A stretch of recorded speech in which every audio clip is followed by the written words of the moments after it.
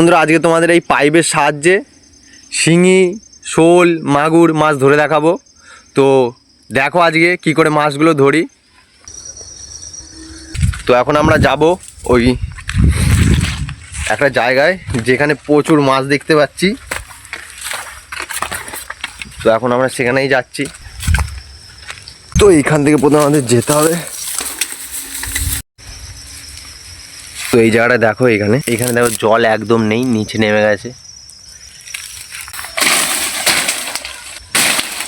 আর এখানে দেখো আমাদের এখানে সবসময় বরফ পড়ে। এখানে একটা বড় পুকুর আছে, তো সেই পুকুরের জল প্রায় কোমর অবধি, শুকিয়ে এখন কোমর অবধি হয়েছে। আর এই সময় যদি পুকুরে এরকম পাইপ টাইপের মাছ ঢোকার সম্ভাবনা আরও বেশি থাকে। তো আমরাও সেটাই আজকে করব। আর এই পাইপটাকে প্রায় আমরা 1 সপ্তাহ পর আবার দেখতে আসবো যে এর ভেতরে কোনো মাছ ঢুকেছে কিনা।